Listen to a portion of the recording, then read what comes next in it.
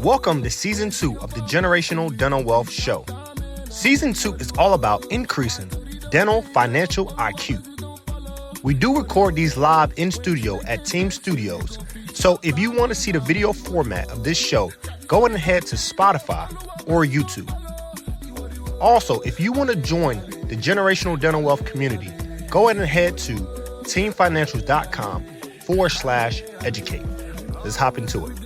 Hey, what's up? We're here with the Generational Dental Wealth Podcast. My name is Kingsley Ifedi, CPA. My name is Dr. Jermaine Ifedi. We have a special host here today. This has been a few years here in the making, man. Man, we got the Jibri Muhammad here, man. Tell them about yourself. Man, thank y'all for having me on the show. I've been locked into it since the whole first season. Y'all dropped so many gems. Yeah. It's an honor to be on it myself. But just a little bit about myself. My name is Jibri Muhammad, from Atlanta, Georgia, originally from Oakland, California, actually. Hey, word. So from the West Coast, but we moved when I was about 7, and that was really a decision my mom made to put us in a better environment. Oakland at one point was the murder capital of the United States, and the places we was living in out there was definitely representative of that. So even though when we moved to Atlanta, we stayed in the South Side a lot, so we were still in the hood, but it was a much safer hood than what we were originally. Yeah. But I'm the oldest of 6 children.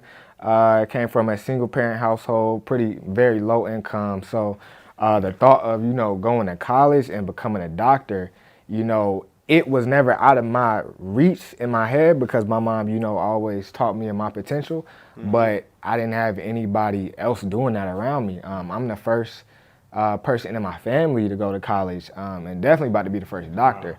So first generational, and set the bar high. just blessed, really. All praises due to the Most High. Yeah. So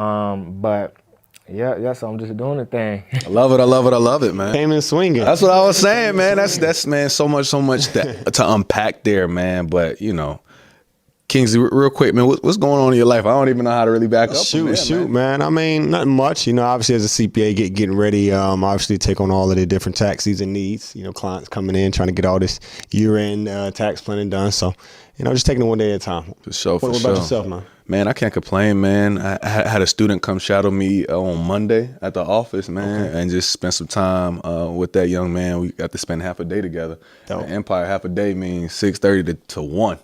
So that was a good time. Jibri, what'd you do this week, man? Man, this week I had the opportunity to learn from one of the masters in this dental thing. One of the masters. This week, we've been on break, so I've been relaxing a little bit, but I shadowed Dr. Ifedi, and he was just dropping gems on me. I love the way he has his practice set up, and it's very different from a lot of these other, regular practices, and he's really raised the bar, but yeah, excellent example. Praise be. Yeah, man. Already, man. So, again, we're going to hop right back into it, man. I mean, from your story, from what we've been able to unpack so far.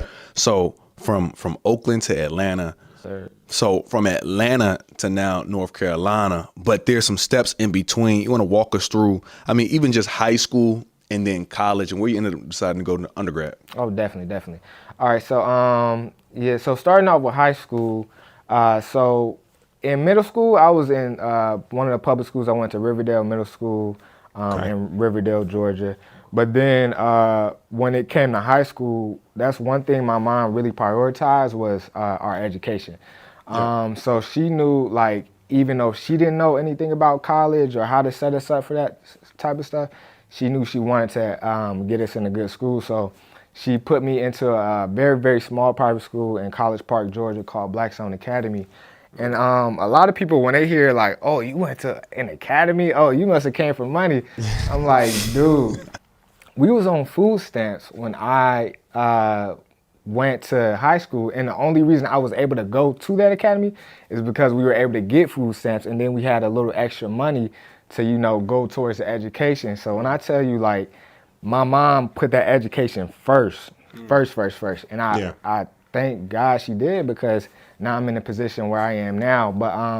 But went to that small school, and, you know, they really prepared me as far as, you know, taking care of business and getting those college apps in and everything.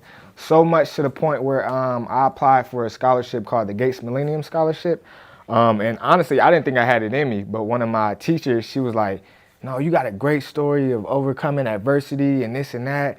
And she was like, you gotta apply. So I'm like, man, this thing's like, I think it was like 8 essays I had to write. Yeah. I'm like, and she made me do it, and I got it. And it allowed me to go to any university in the country, all expenses paid, like full ride, tuition, books, fees, all of that, housing, everything. So by the time I got the scholarship, I'm like, okay, now I'm looking at college is a little different, because at first I was like, all right, we got to look at who's giving me the most financial aid, because I know anything dealing with school, I'm covering myself. It's no help from the family.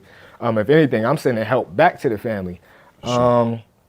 So I'm looking at my schools, and I knew I definitely wanted to go to a HBCU. That's very important to me. Shout out HBCUs, man. Exactly. Aggie pride. Exactly. And so I knew I wanted to go to a HBCU. You know, that history is very important to me. So I was like, well, what's one of the best HBCUs? And at the time, Howard University was towards the top of that list. Yeah. And I said, you know what? I'm going to try something new. I'm gonna go from Atlanta to Washington, D.C., and, you know, see how it is. So I went to visit the school, really fell in love with it. And then I went there. So I went to Howard, majored in chemistry.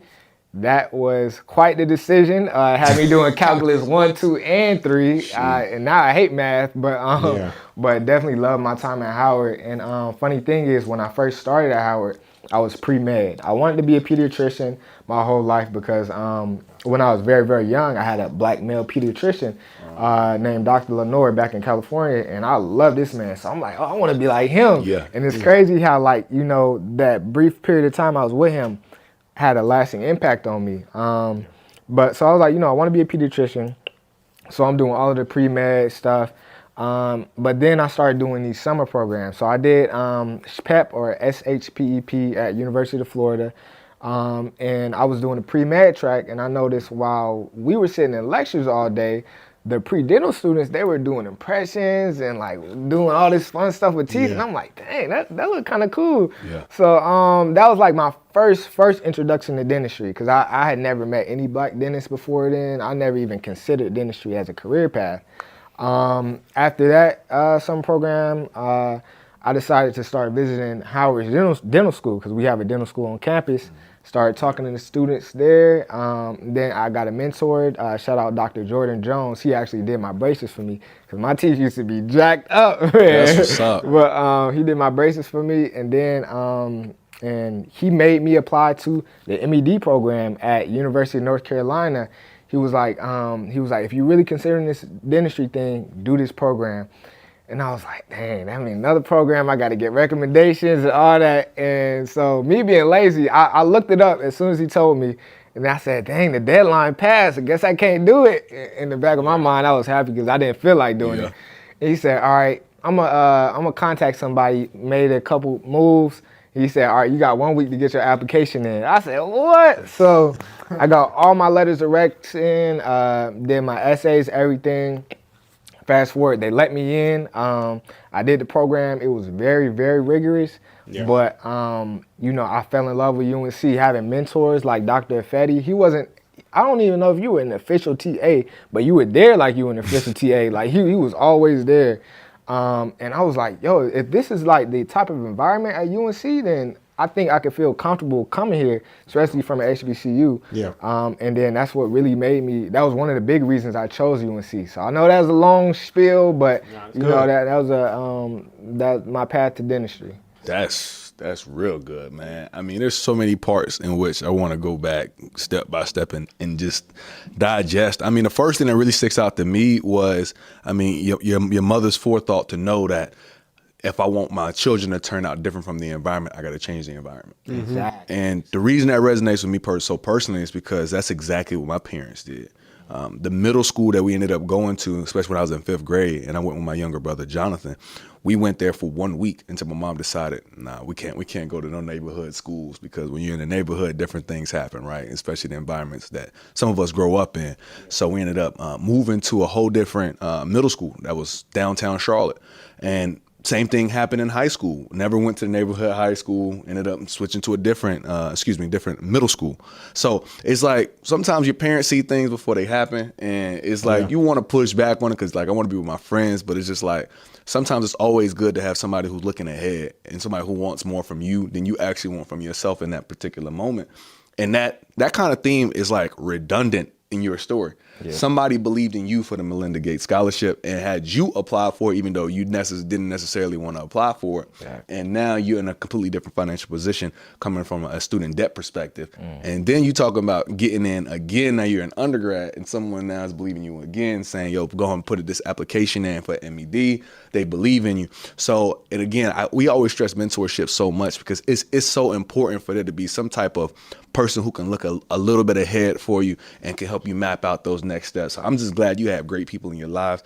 And I'm glad you're able to come on this show here today, because there's a lot of people that's going to resonate with your particular background that can now look up to you and be able to say, you know, that's what I want to do. That's what I want to become. So I appreciate that, man. That's love. King, what you got?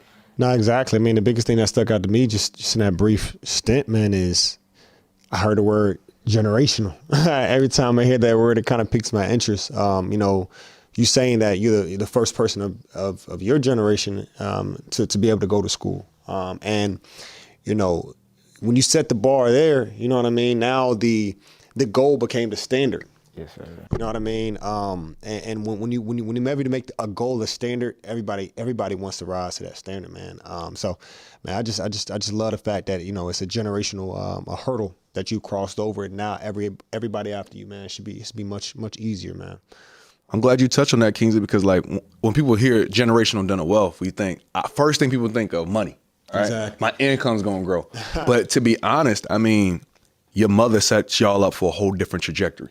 For you not even to be the first college graduate, but the first doctor. I mean, whoever come next, God bless, because you stepping on a high step, you know. But the good thing is you're going to be there to help make that happen. So when we talk about generational dental wealth for everybody out there, it doesn't matter where you come from or what your background is. The goal is, how do you make things a little bit easier, a little bit better for the next generation? If that is income-wise, then do it income-wise. It could be simply mentorship. It can just be pouring into the next group to make sure they turn out a little bit better than you. And that's what we pick up next, man. So you get into UNC. Actually, let's pick up from where the application process, man. Where did you interview at? Where did you apply to? What other decisions did you go down? I like looking at alternative endings in movies, because I was like, what could the other alternative ending be? Yeah. So you give us a little bit of spill of how that process was.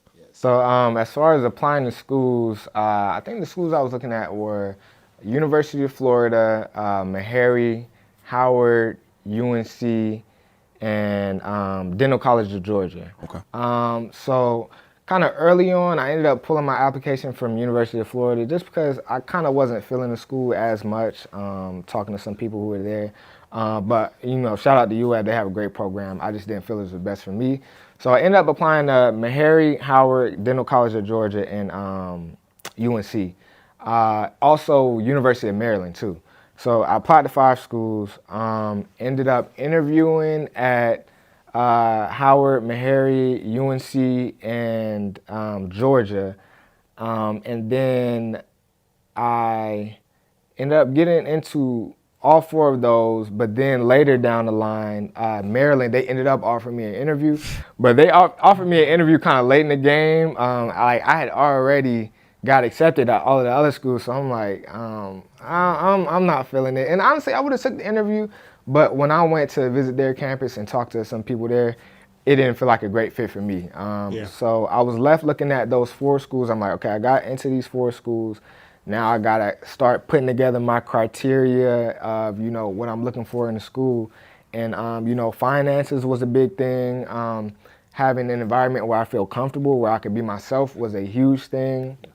You know, just the reputation of the program as well. You know, wanted to go to one that had a good reputation, kind of newer technology and cutting edge of science and things like that. And UNC honestly checked all of those boxes for me. I did end up getting a partial scholarship to UNC as well, and they were kind of on top of everything. And doing the MED program just made me feel so comfortable. I'm like, if I could have an environment like this, I know I can flourish.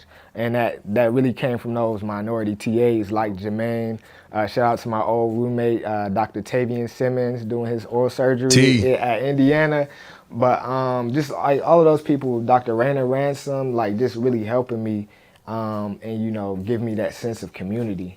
So I ended up choosing UNC. Yes, That sense of community is huge. And it sounds like, even from your story, it sounds like you didn't take any gap year.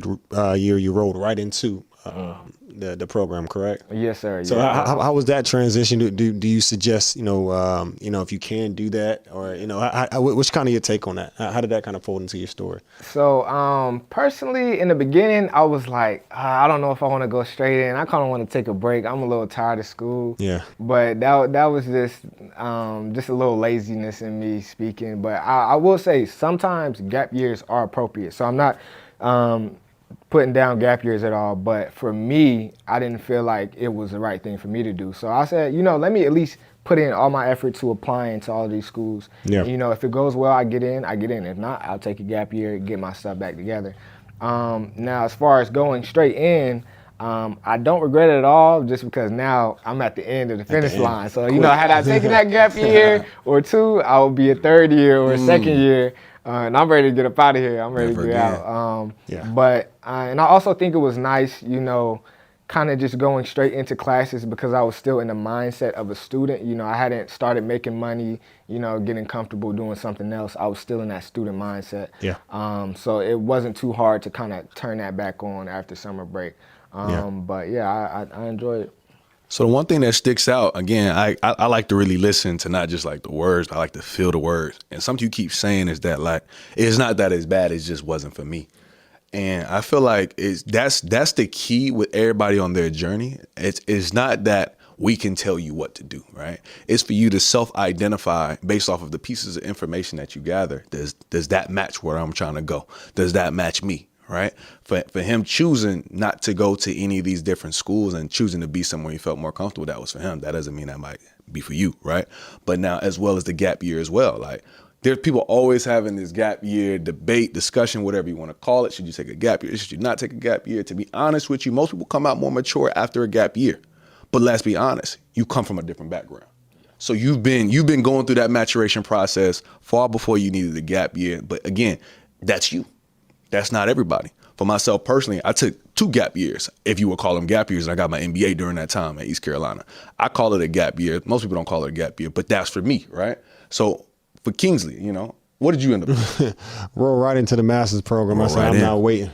Part of that was because I was on football scholarship, was trying to milk it for as much as I could get, Yeah, man. Maximize it as much as you can. So, that's what I like to process again. Figure out, based off of these stories and these pieces of information, which part matches you. Take what you need and pass what you don't need to the next person. Hopefully that can help benefit them a little bit. So now you've been accepted into UNC and you start at UNC. How was your experience? How was those? It's been 3.5 years now. How have them 3.5 years been as we come to the finish line? So I would definitely say it's been enjoyable. It's been trying. It's been a challenge. It's been fulfilling.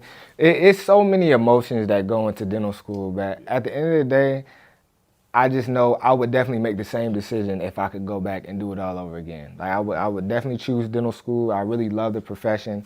Dental school can really put you through the ringer. It's a lot of unnecessary stuff you gotta deal with. A lot of times stuff just isn't fair or isn't right. But I mean, I think that's dental school in general. But I've learned a lot. I've made so many connections, met so many great people. And I really enjoyed my time. And like I said, it's really a fulfilling career. I love just seeing the smile on patients' faces when something goes right, or I just delivered that denture, or I extracted a tooth, and they're like, wow, like I've never had a dentist treat me so, with so much care, or, you really helped me with my anxiety. Usually I'm not this calm. So just like getting messages like that, you're like, I'm really going into a profession that I will be happy to go into work every day. It's not like you're just going into a job to just get a paycheck, but you're fulfilling a purpose, so I'm enjoying it. Awesome. That's a major key, just because, I mean, even when we were at the office on Monday and just being able to see certain patients and be able to see different situations. And, again, you go through dental school and you learn the dentistry, but there's so many soft people skills. And that's the reason they say, like, when you graduate, you're good enough to be safe, but you're not great. And I'm glad you're already starting to pick up on a lot of those soft skills that separate you from being, a D4 and you being a full-fledged dentist. Those soft skills and just understanding, when somebody does appreciate you, when somebody does have anxiety they're dealing with, and understanding how to maneuver around those situations. I always say the only difference between a novice and an expert is that an expert knows how to deal with bad results and unforeseen results. That's the only difference. Awesome, man. Well, I can imagine, dental school, even though I haven't been through it myself, it's definitely challenging. And I just want to kind of pick on a little bit of those challenges. Do you mind sharing maybe some of the hardships that have even made you better, and some hardships that kind of change your perspective while going through the process of being in dental school? Definitely. So I feel like one of the biggest things dental school has taught me is sometimes no matter how much you prepare, how hard you study for something, how many people you talk to before a procedure, sometimes things just don't go as planned, sometimes things are just completely out of your control. And a lot of times you can't let that affect your mental. For instance, one time I was working with the faculty, everything seemed great. And I end up getting to the end of the appointment, and the next day I see I had a critical error on my on one of my evaluations. And I was completely surprised because it seemed like everything was great. My patient was great and everything. And it turned out she didn't like the sequence in which I had done things. I had done one portion of the procedure and then started the second portion instead of calling her to check the first portion, which I've done many times with other faculty. Other faculty prefer it, actually. But she didn't prefer it that way. So, for a minute it had kind of torn me up because I'm like, I try my best to, deliver the best care to patients, be respectful, follow instructions. And I'm like, she just gave me a critical error. Like that's terrible. I'm like, dang, this is bad. But, my faculty over our office, he was talking to me. He knows the type of student I am. He's like, don't sweat it, just make sure you have better communication with the faculty. But there are a lot of situations like that where you'll start to feel bad about yourself, thinking, oh, it's something I did, or, start stressing yourself out so much. When a lot of times you might just be put with a faculty who's having a bad day, or, you scheduled to deliver a crown on a certain day and the lab didn't fabricate it in time. So now you're left sitting with the patient explaining to them, I'm sorry, I know we were going to deliver this crown right before our break, but now you have to wait an entire another month before you get this crown. And there are just so many situations. Like, we could sit here all day talking about them, but a tip I would give to any dental student is you have to put on that armor so you don't let those small situations really affect your mental health. Because at the end of the day, if your mental health isn't good in dental school, then everything else is going to fall apart. And if you're like really torn up over things that are out of your control, it's just not going to be good for you. So you kind of have to go in with the mindset that, you can only do so much. And once you've done as much as you can, it's kind of out of your hands, you know? And you just have to be comfortable with knowing that. And whatever happens, and just adjust and move forward and make progress. Yeah. Man, that's so deep, man. I've always said if I could add a course to dental school, non-financially related, it would be a critical conversations course. Because everything you just said is what we deal with on the outside with our patients. You don't necessarily always get to choose your patients the same way you don't always get to choose your faculty, right? So instead of certain situations coming and happening and we just saying, well, that person didn't really like me too much. If we had a critical conversations course that could help us understand how to navigate tough situations, because you're going to have tough situations with patients. So the faculty might have had a bad day. Patients have bad days all the time.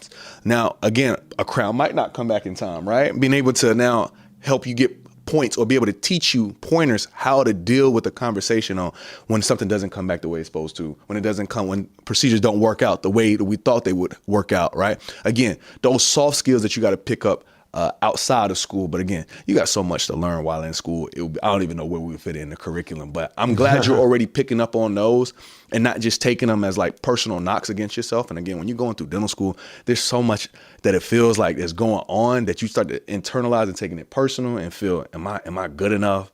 Am I ready? But in reality, all these are like small lashes for you to get ready. So by the time you hit the outside world, you've already dealt with a lot of the emotions in a safe environment before you tossed out outside. And it's not as safe out there. I'll put it that way. I'm with you, man. That was good, man. I appreciate you sharing that story. I think just as a professional in any profession, that anybody could take something away from that, man. At the end of the day, you just gotta keep moving, man. That next patient deserves that top mental, just like the previous patient. I learned that, being at Empire, sometimes you just gotta keep going, man, because every next person deserves your best, man. So that's all we have today. Anything to add?